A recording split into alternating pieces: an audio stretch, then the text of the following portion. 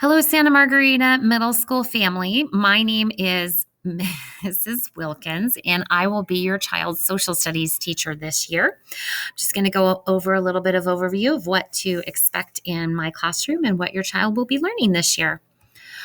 In my classroom, we create a positive environment. It should be a safe place for your child to learn. That means no negative talking about each other, especially when someone's not there. But I also encourage students to talk positively about themselves. I don't like when students say that they can't do something or they think they're dumb. That's something I try to stop immediately, and we rephrase and reframe our thought process. One of the things that you will find is most or all of our assignments will be posted in Google Classroom. I typically post the assignment for the day first thing in the morning. This allows students who are absent or might be late and miss my class to be able to go in and read the instructions on the assignment that they missed. It's also the place where students will be turning in most of their assignments so that we can keep track of their assignments turned in and when they turned it in.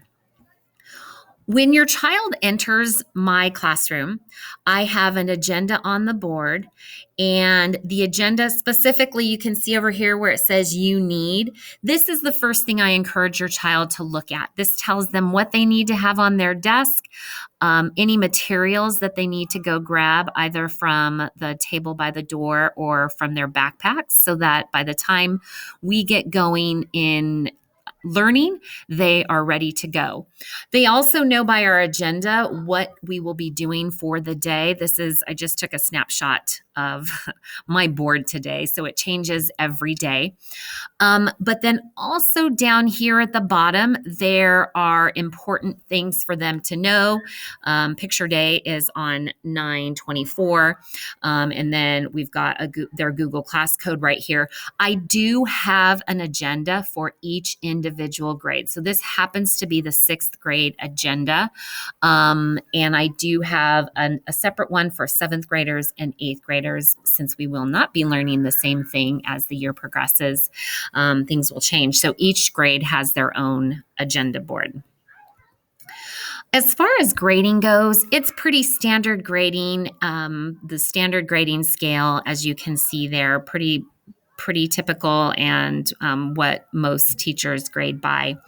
My grades are not weighted, so they're given a point value. That is their weight. Most assignments are given a 10-point assignment. Sometimes when I believe that they are doing a little bit of extra work, or I expect a little bit more extra effort out of them, I will increase the point value. But as far as how much homework is worth or how much tests are worth, it's all based on how many points I give that particular assignment.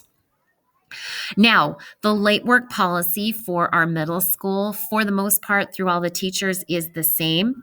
Students need to turn in their work on time. Anything that is late, and again, this is based on the Google timestamp in Google Classroom.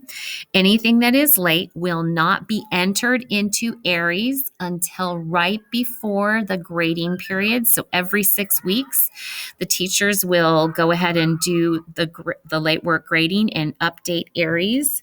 This just encourages the students to do their work on time.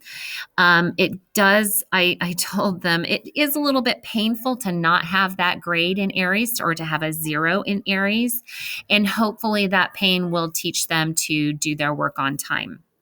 Anything that is done late will be given a 75%, as long as they've done the work. They've done the work that was asked of them.